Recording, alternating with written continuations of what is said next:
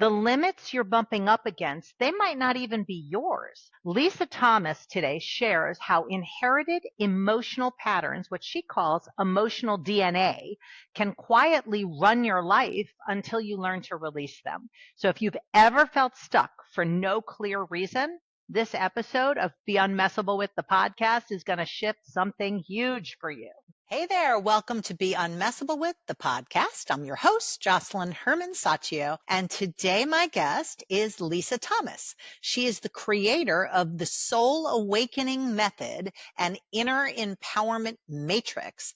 She has a focus on unlocking untapped potential, igniting radical growth, and activating global impact. Lisa's decided to dedicate her career to guiding high-achieving individuals beyond the confines of conventional success so that they can achieve profound personal and professional breakthroughs. She's an international mentor and speaker. Her insights into epigenetics, and we're going to get real into that, have revolutionized the approach to personal development and leadership. Her unique methods involve delving deep into inherited emotional DNA. I love that. Enabling her clients, from global business leaders to celebrities and emerging entrepreneurs, to actually overcome their inherited limitations to allow more impact, realign their lives with their true purposes. So I'm thrilled to have her, and I can't wait to learn all about epigenetics from her. So let's welcome to the show, Lisa.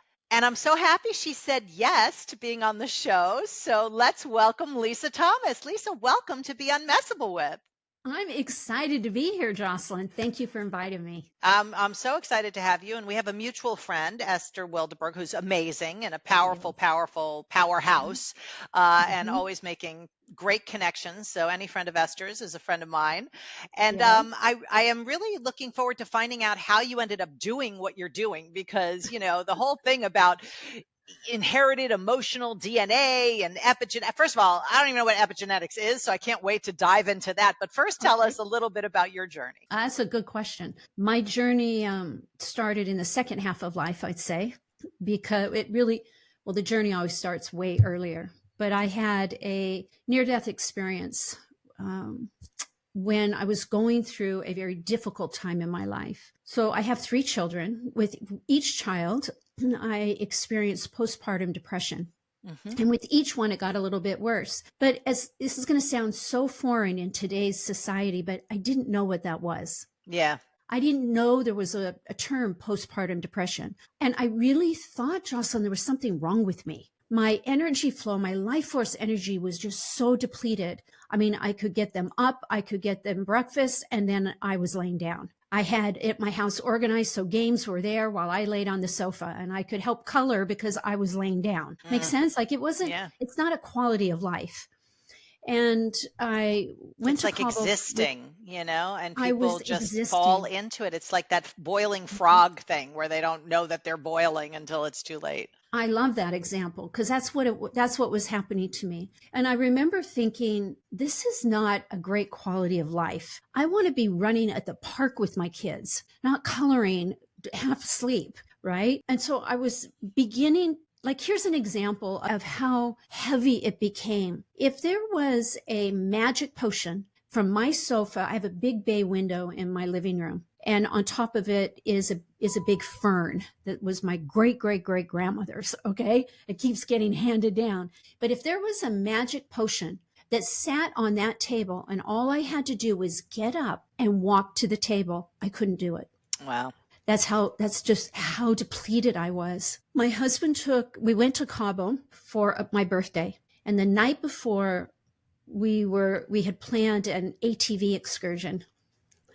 And the night before we were going to go on this big excursion, my mother came to me in a dream. Now, my mother had been my best friend in life. So I don't think I was just battling postpartum. It was probably that I had lost my mom as well. Yeah, grief. Yeah. And she came to me in a dream, and she's wearing really bright red, ugly lipstick. She was fair-skinned, blonde hair. And I said, Mom, that's really ugly lipstick. Why are you wearing it? Like only a daughter could say. Only a daughter could say. But I said it with I don't understand, right? Like, you're coming to, I was very grateful. And she said, she smiled really big and she said, "Oh, Lisa, because you're never going to forget, I'm here with you." And she said, "And I'm here to tell you that I can do more for you here on this side than I could have with you." And then she was gone. So I get up the next morning, very grateful, because that was my first connection with my mom since her passing. But then my husband, Steve, and I are off on these 4-wheel ATVs, each on our own, to the other side of the island, where we spend the day riding sand dunes. And it comes the end of the day, and there's a mega blowhorn that you would have at a football game or something, calling us in. Well, we had arrived a little bit early. And so I yelled to my husband, "I'll race you to the top of that hill." And I was probably gone before I even finished my sentence, to be honest. And I'm headed up this hill, and it's not a hill that you would go down. This was a massive sand dune. So you wouldn't go down it and you wouldn't go up this hill. I reach about halfway, not even realizing what I was, follow me, like I'm in this space, like I'm going to win, so to speak, which is a great metaphor for business too, in life in itself. But as I approach this, the rear or the front wheels lift off, and I'm now in, space here on 2 wheels as it comes back down and lands on me. But what happened was I began to disconnect from my body. Yeah. And I hear, "Are you staying or going?" Wow. And was it your mother? This was source energy. This Gotcha. was, okay.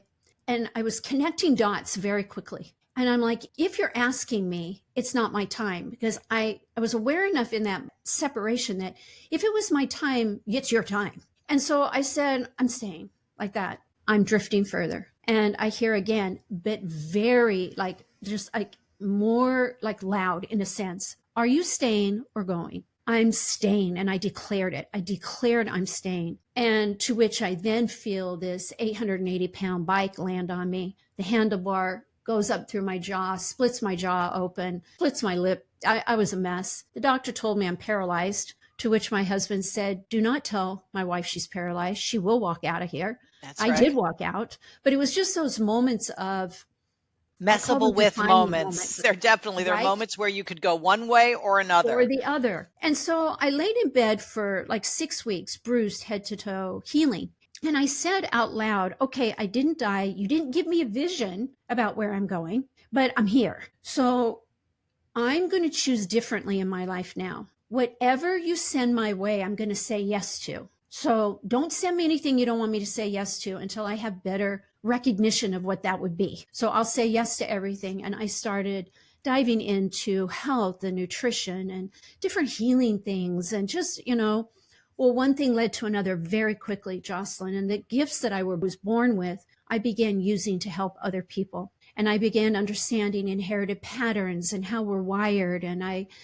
So I began saying yes. And I'm a big proponent that no matter how old we are in our life, things can change for the better. There's more deep within us than we even realize. I call them defining moments and the power of yes. I love it. I love it. And it's so funny that I started the show by saying, and I'm so happy she said yes to being on the show, because there you are. Exactly. Exactly what I thought. Yeah. So tell me though, and tell us, if there's anyone else out there who does not know what epigenetics is, I kind of pretend to know when people say that word. I'm like, oh yeah, epigenetics, but I really have no idea what it is. So tell us what it is. Genetics is a big word. It's the science. It's an SAT word. It's definitely It is the epigenetics that I'm part of, that I study, that I use in my work, is based on the life experience of our ancestors. So we do inherit our HELEX, our DNA. That's fixed. That makes us 6'2" or 5'6" in our height. Gives us green, brown, or blue eyes. But I focus on the life experiences of our ancestors that come down our cellular memory of our physical body. And those are called, in the science of epigenetics, those are called informational tags. And informational tags we all have, and they can get turned on at any time in our life. But the beautiful thing is they can also be turned off and released. We don't have to own those. So like an example might be, let's say there's an inherited addiction of alcohol. But so it comes down the pipeline as an addiction energy, But let's say there's 3 siblings in a family. One, they might all inherit addiction, but it might show up differently in their life. So one might have an addiction to alcohol or Substances heroin of some or sort. whatever, Yes, right? exactly. Another one might have an addiction to perfectionism. Another one might have an addiction to control, that need to control in order to be safe. Or the addiction for a lot of entrepreneurs and business owners is the addiction to struggle. Yeah. Like we have to struggle to earn our worth. Or the addiction to hard work or leadership. Hard work. I've had clients where I'm like, you're addicted to leadership. It's like no opportunity to lead comes without them having to put their hand up to volunteer. Yeah. So those kind of patterns, like, is it energetic DNA or is it more, what would you call it? Is it, because when you say it's at a cellular level, is it the energy in the It's cells? an energy, right?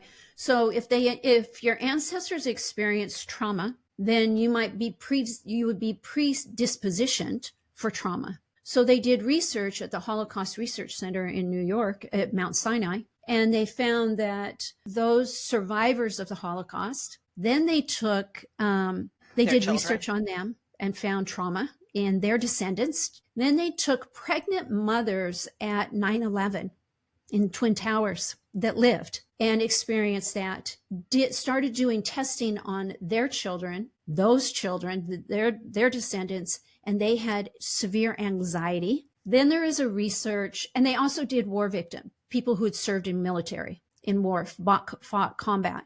And all 3 of those types of people, their descendants had this same type of trauma, having no interaction with the type that they had experienced. So you could be feeling trauma or fear and anxiety and not have a direct reason to be that way. You just are. The fear of spiders. Maybe somebody has, at 2 years old, 3 years old, a parent is aware that this kid is really afraid of spiders, but they've had no interaction with a spider. They grow up with this big fear of spiders, but maybe their great-great-grandfather was bit by a poisonous spider and almost died. So that fear energy around a spider gets passed down in our cellular memory. And It's how an do you emotional test for it? response. An emotion. Okay. So then how do you suss out, so to say, all of a sudden I became British. How do you suss out what somebody's It's a great emotional? term, Yeah, how do you sort through how, like, I'm just saying, even if it with me, because I was adopted, so I don't have a lot of clarity around my ancestors. So how do you find out what somebody's epigenetic DNA is, and how do you release them of whatever needs or ignite what wants to be ignited? Right, because we inherit many good things from our ancestors. I did a TED Talk on this, helping so that people could recognize. We'll put the link in the show notes of your TED Talk. So if you send it to me, I'll put it in the link for sure. Thank you. Of course. We inherit many good things from our ancestors. We get our gifts and our talents. We get our athletic abilities, our music abilities, even that desire to learn. You could have had a great grandfather or grandmother that was a professor. Like that is instilled in you. We inherit so many good things from our ancestors, our resilience, our ability to do hard things, right? Our gift of charisma. We inherit so much, but we also inherit their traumas and their fears and their phobias. And there is, we can inherit physical things as well. Josselyne, we can inherit, it doesn't mean it will turn on, but there is that predisposition for cancer, for ovarian cancer, say, the predisposition for weight, women adding weight, like they just gain weight as they get older. We could say it's hormones, but if you look at the ancestors before them, it probably happened for them too. Yeah. So but how I do you really focus on the emotional because I love helping people. And when we bump up against ourselves, we really could be bumping up against an inherited pattern. And so when you work with people, what does it look like? So let's say somebody who comes to you to work with them on this whole world of epigenetics and emotional DNA and whatever's limiting them. Who is it? Is it entrepreneurs? Is it artists? Is it all of the above? It's all of the above. And that led me to creating the Soul Awakening Method, which is a certification process to help for people that want to do this. Then I teach them how to do it because it's way bigger than Lisa Thomas. My private clients at this point in my career are mostly entrepreneurs. And these are people or CEOs, people that are making like really want to have positive impact in the world. Yeah. And so they want to stay in that peak performance, so to speak. They want to let go of limiting beliefs so that they can impact more people. So I like to think of myself as a catalyst. I'm simply the catalyst. The body will release these things. So you say, how? Well, it's our subconscious, our ego mind that knows everything, but it always gets a bad rap, don't you think? Yeah, a little bit. The word ego gets a bad rap. The word ego gets a bad rap, but if we can flip that to understand that our ego mind, our subconscious mind, is really trying to help us. It is the master controller of everything we do physically and emotionally, really. And so if you ask the subconscious, if you become friends with your subconscious, it will tell you. And this is the soul awakening process that you're able to access. It's a soul awakening process. I use it for all my clients. I teach my students. And I do have a masterclass that I teach anybody that wants to learn how to do it on themselves. And this is next month that the masterclass is happening, right? It is July 19th. Exciting. Good. We'll put a link in the show notes for that too, so people can get educated on this and trained to do it themselves. I guess it's kind of like you're training them to be able to do this process on themselves and not even need you in a way.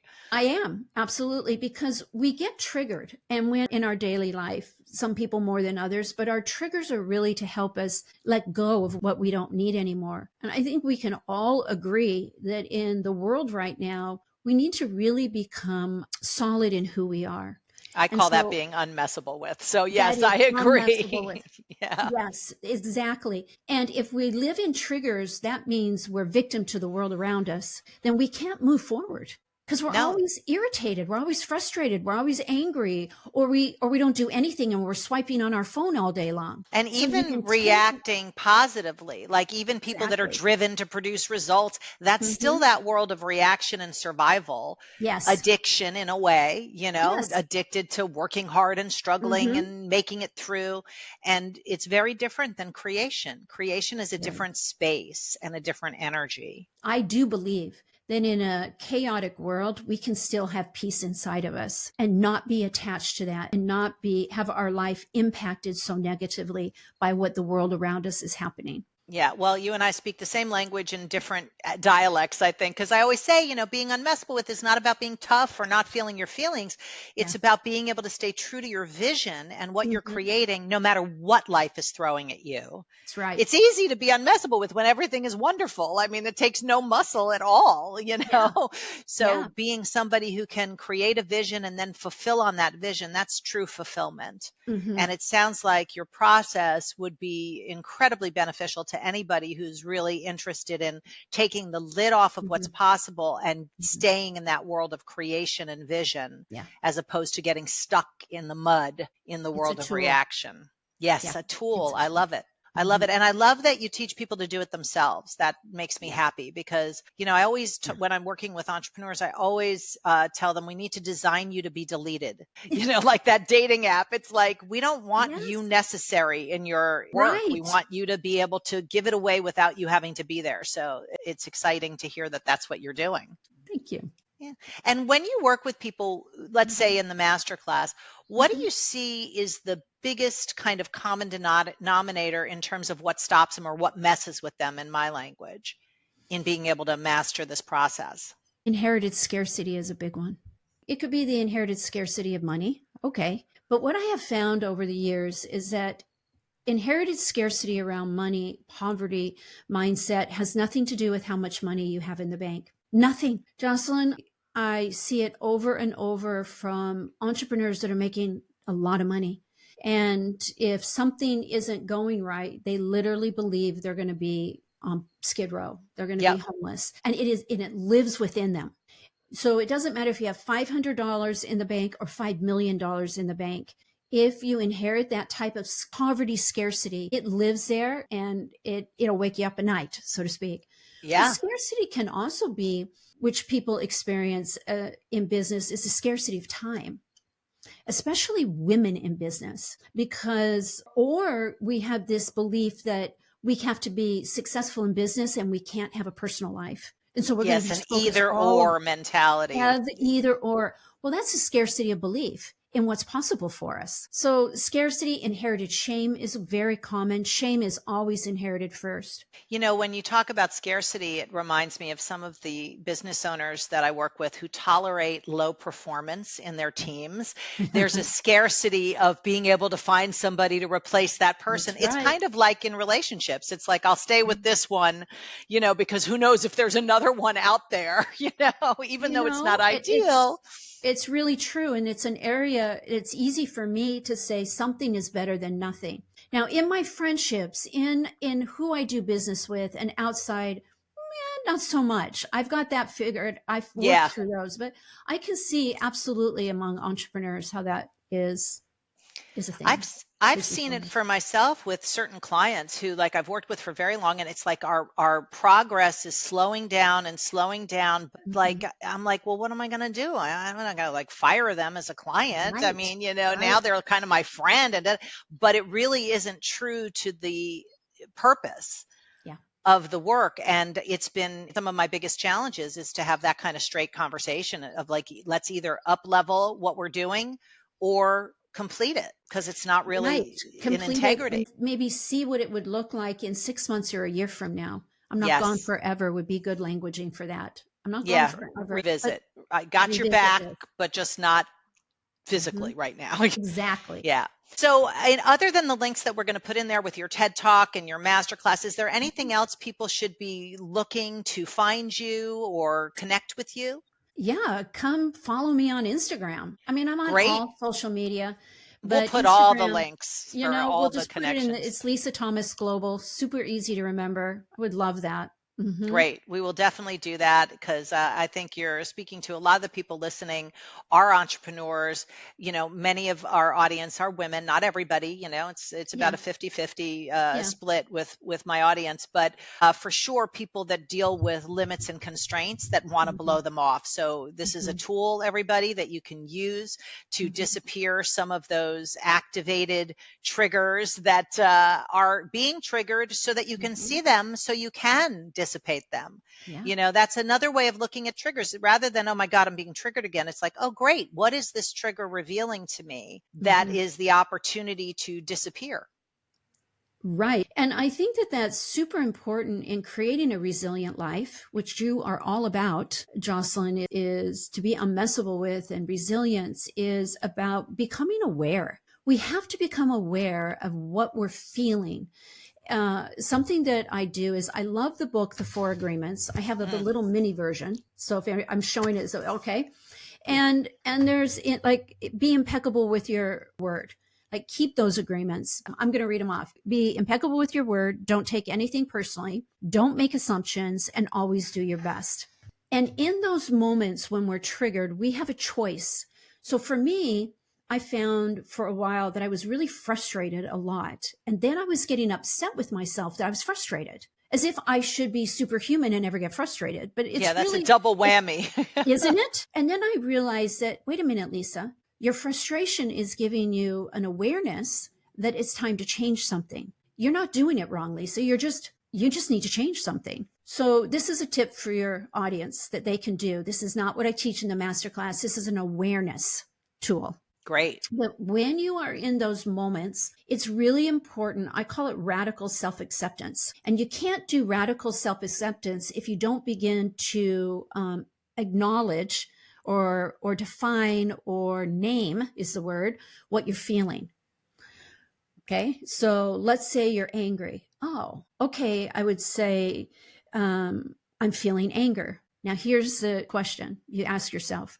Is it mine or someone else's? I'm feeling anger. I accept myself in this anger. Is it mine or someone else's? And you're going to know it instantly. So we can pick up things from other people we're around. We're talking about inherited stuff, but we have childhood conditioning. You said, that you were adopted. Well, you'll have inherited patterns because you're going to notice that you react to some things differently than other people in the family, than your parents do even. But then we have our childhood conditioning, which is a whole nother thing, right? And then those life experiences. So the subconscious is trapping things so that we don't, like trapping experiences so we don't repeat them. That's one of the reasons why the subconscious, we can't take action in things is because it doesn't want us to feel bad. It doesn't want us to feel hurt. It doesn't want us to be wounded in that same type of relationship we keep going back to. So when you're in an emotion, practice it. Is this mine? First, you have to name it. I accept myself in this anger. Is it mine or someone else's? And then the result of that, I can imagine, I'm just looking for myself right now, would be some release. Yeah. So I'll give you Softening a of visual. And this gets into it. This is for the subconscious mind. So for years, I'm trained in a ton of hypnosis. I do in my audios, like awakened hypnosis is what I call it. And what you're doing is you're connecting the subconscious with the conscious mind. But here's the action you do now for the subconscious mind to let it go. Okay. You hold your arms out straight out on each side. So like to the end of your fingertips. Okay. You imagine that that's where all your energy is from here and there. Okay. Then like in a room that's big enough for you to do it, I imagine a screen like a big window screen that's that wide, expands. Okay. That's a little taller than you. And what you do is, and the other thing in this visualization would be that all the screen wires is like this magnetic zapper. And it might, you know how you see lines on a hot wire, like you might see the heat from a wire. Okay. That is like just wonderful energy that's going to zap off all of this anger that isn't yours or that is yours. And so what you do is and this is for the subconscious mind. So it thinks it's doing something. Okay. You hold your arms out and you imagine you're walking through this screen. And as you go through this screen, it's just taking off all that frequency in the energy system. Then you can turn around and walk back through it and go about your day. You're going to find that you feel better. That's something every single person can walk away with. Yep. Yes, tools and tips. I am all about them. Everything that's like a little action can cause a big leverage. Mm-hmm. So I love it.